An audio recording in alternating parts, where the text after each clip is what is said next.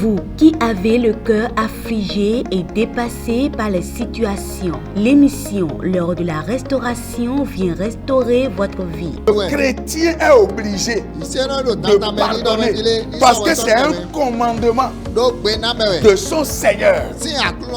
Il doit pardonner son prochain. Par l'émission L'heure de la restauration de l'apôtre Hospice Torrent, votre alliance avec Dieu est rétablie. L'heure de la restauration, c'est tous les mardis à 20h45 et les samedis à 15h. L'heure de la restauration, c'est sur la télé évangélique pour un nouveau départ dans le Seigneur.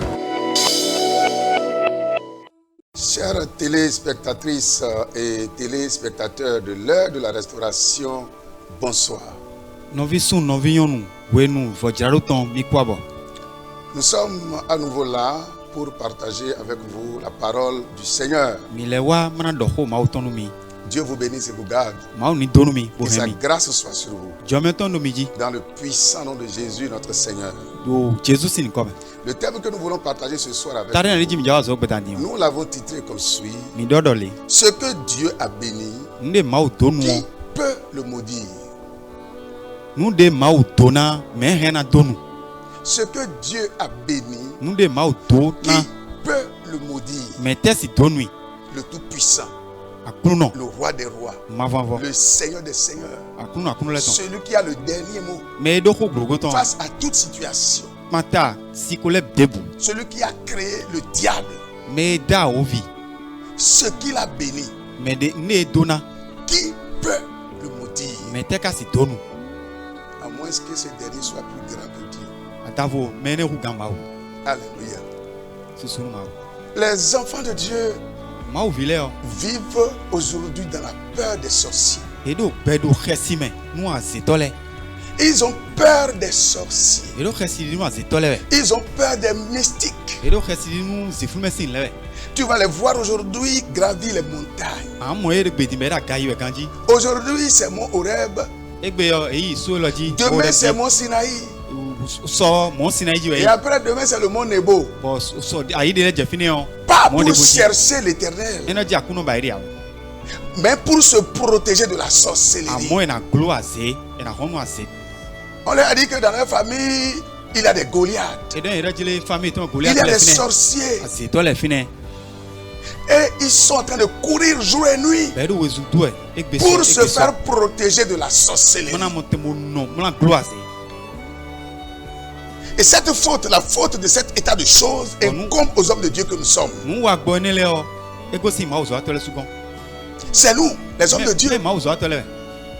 Jésus nous a dit dans sa parole que nous devons enseigner les paroles que nous avons reçues de lui. Il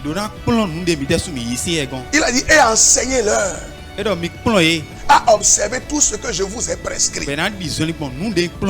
Mais aujourd'hui, nous avons laissé les enseignements de Jésus de côté et nous enseignons n'importe quoi. Comment détecter la sorcellerie? Quel est le mode opératoire des sorciers? Comment les sorciers arrivent à tuer leurs victimes? Comment Mami Wata opère? Nous avons réussi à donner la peur aux fidèles. Et un rat dans la chambre n'est plus un rat. Un cafard n'est plus un cafard. Il suffit que quelque chose bouge sur le toit et les enfants de Dieu ne peuvent plus dormir. La peur. Jésus a raison de dire, quand le Fils de l'homme reviendra, trouvera-t-il la foi sur la terre? La foi est en partance. La foi est en train de vivre. Et la peur est en train de gagner les enfants de Dieu et donne l'avantage à Satan. Bien-aimé dans le Seigneur, si tu es dans cette situation, cette situation de peur des sorciers, des féticheurs, ce message est le tien. C'est un message qui va te délivrer. Et ta vie ne sera plus jamais la même. Alléluia. Ce n'est pas tomber les gens qui amène les gens à la délivrance. Quelqu'un peut tomber plusieurs fois sans jamais être délivré. C'est la connaissance de la parole de la vérité qui délivre, qui affranchit. Le jour où tu connais la vérité, le jour où tu connais la vérité, c'est ce jour-là que tu es délivré. Alléluia.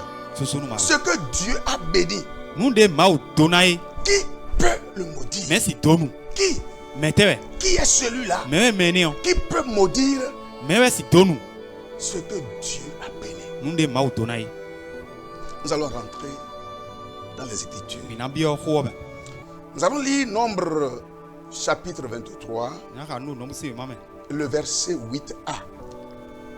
Ça se lit comme suit. Comment maudirai-je ce que Dieu n'a pas maudit? Comment maudirai-je ce que Dieu n'a pas maudit? Cela veut dire, si Dieu n'a pas maudit, personne ne peut maudire. Si Dieu n'a pas détruit, personne ne peut détruire. Si Dieu n'a pas tué, personne ne peut tuer. Alléluia. Qui disait ces paroles? Mais pourquoi cette parole est sortie? C'est ça que nous allons voir maintenant. Alléluia. Balak est roi de Moab.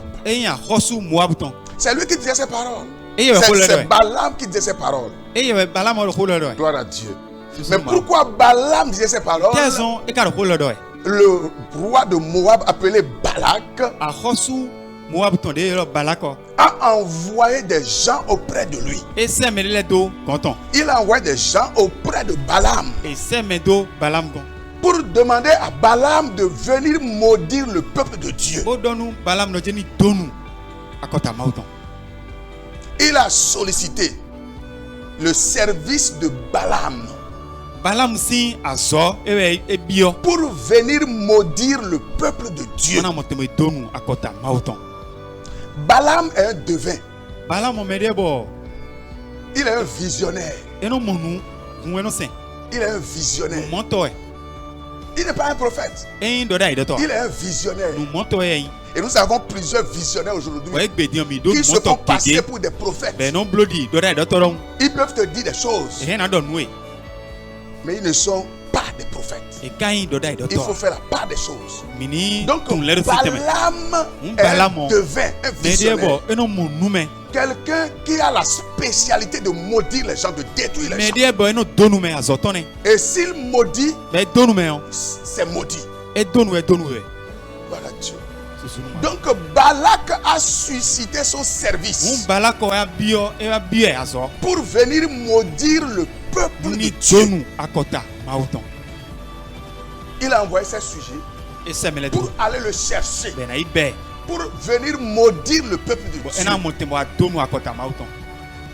Et Dieu va dire à Balaam,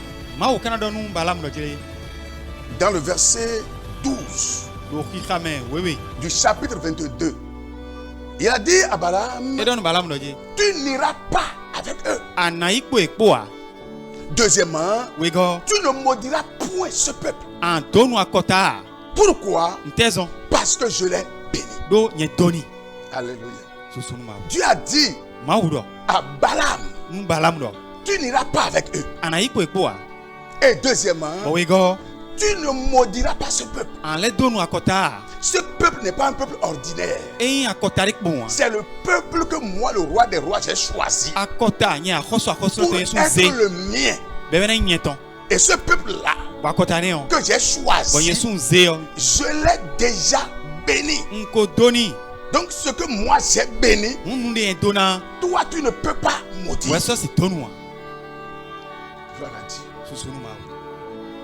Ce que Dieu a béni, qui peut maudire? Qui? Bien aimé, je n'ai pas envie de courir. J'ai 15 minutes. Et quand je ne finis pas dans les 15 minutes, je vais revenir encore pour continuer. Parce que ce message, les enfants de Dieu en ont besoin. Toi qui es pris dans la peur des sorciers. Et ça te fait courir. Ça fait longtemps que tu es allé encore dans ta famille. Parce qu'on a dit il y a un Goliath qui est là-bas. Et si tu y vas, on va t'envoûter. Et tu refuses d'aller chez ton père dans ta famille. Tu ne peux pas parce que tu as peur d'être détruit. Tu as peur d'être envoûté. Tu as peur d'être maudit. Il y a des enfants de Dieu qui se sont abstenus même d'évangéliser. Parce qu'ils ont la peur dans leur cœur. Ils vont tomber sur quelqu'un, un féticheur, un meneur de ténèbres qui va les maudire. Et ils se sont abstenus d'évangéliser. Bien-aimé, si tu es dans cette situation, ce message, c'est pour toi. Et tu vas l'écouter et le réécouter jusqu'à ce que tu sois délivré, complètement libre. Et je crois dans mon cœur qu'après ce message, tu ne seras plus la même personne. Ce message va te transformer. Dans le nom de Jésus. Jésus n'est pas venu nous donner la peur. Il est venu nous donner la foi. Alléluia. Et nous, les serviteurs de Dieu, au lieu d'enseigner la foi, nous avons enseigné la peur. La peur. Nous menaçons les enfants de Dieu. Nous les conduisons dans la peur. Et ils sont constamment dans la peur. C'est pourquoi tu vas les voir partout. Il suffit qu'on dise un évangéliste de puissant renom est arrivé pour délivrer. Allez, rapidement, ils désertent les lieux. Tu vas plus les voir dans l'église. Ils s'en vont pas pour chercher Dieu. Ils veulent se protéger. Nous, les hommes de Dieu, nous allons rendre compte à Dieu de ce que nous enseignons aujourd'hui. Au lieu d'enseigner la foi, nous avons enseigné la peur. La peur. Et nous savons ce que c'est que la peur. C'est suffisamment grave. Alléluia. Bien-aimé dans le Seigneur, si tu n'as pas encore donné ta vie à Jésus, c'est le moment de donner ta vie à Jésus. Parce que Jésus est le chemin qui mène au ciel. Plusieurs chemins peuvent mener à Rome. Mais pour le ciel, il y a un seul chemin. Et c'est Jésus qui est ce chemin. Si tu n'as pas Jésus, tu n'as pas le ciel. Tu es fini comme ça. Mieux vaudrait-tu pour que tu ne sois pas né. Mieux vaudrait-tu pour toi que tu ne fusses pas né si tu n'as pas Jésus. Parce que ta destination finale, c'est l'enfer. La souffrance éternelle. Bien-aimé, si tu veux là où tu es, si tu peux accepter Jésus, tu seras sauvé une fois. Et tu ne vas jamais aller en enfer. Est-ce que tu veux vraiment de Jésus? Mets ta main sur ton cœur. Répète après moi cette prière. Dis avec moi, Seigneur Jésus, c'est toi qui sauves. Parce que c'est toi qui es mort sur la croix. Et tu as porté nos péchés. Tu as été enterré et tu es ressuscité. Et la Bible a dit que le salut c'est en toi seul. Je suis là. Jésus de Nazareth. Je t'accepte dans ma vie aujourd'hui comme mon Seigneur et mon Sauveur. Et à partir de ce jour, je me donne à toi pour toujours. Merci Jésus de m'avoir sauvé. Bien-aimé dans le Seigneur, si vous avez fait cette prière avec moi, allez commencer une église évangélique qui n'est pas loin de chez vous. Et surtout faites-vous baptiser dans cette église. Que Dieu vous bénisse. À présent, tu as un souci de santé. Jésus-Christ, c'est celui-là, c'est lui qui guérit. C'est lui qui a porté tes maladies dans son corps. Et il t'a déjà donné la guérison par ses maîtresses. La guérison, tu l'as déjà. Maintenant, je commande à cette guérison que tu as déjà reçue. Des maîtres de Jésus allaient se manifester dans ta vie. Je commande au cancer, au diabète. Je commande au suicide. Je commande aux tensions artérielles, aux fibromes. Quel que soit le nom de la maladie. Allez, partez. Sortez de la vie. Au nom de Jésus. Je vous déclare guéri.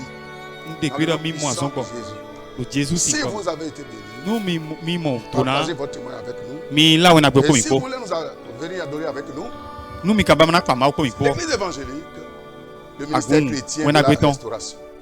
Et nous sommes dans l'avant, avant le complexe scolaire Kamaralai. Lorsque vous quittez le Carrefour Ita, mon Dieu vous bénisse et vous garde. Sa grâce soit sur vous. Et à la prochaine pour la suite du message.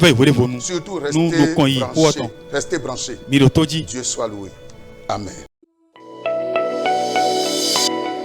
Vous qui avez le cœur affligé et dépassé par les situations, l'émission L'heure de la restauration vient restaurer votre vie. Le chrétien est obligé de pardonner parce que c'est un commandement de son Seigneur. Il doit pardonner son prochain. Par l'émission L'heure de la restauration de l'apôtre Hospice Torrent, votre alliance avec Dieu est rétablie. L'heure de la restauration, c'est tous les mardis à 20h45 et les samedis à 15h. L'heure de la restauration, c'est sur la télé évangélique pour un nouveau départ dans le Seigneur.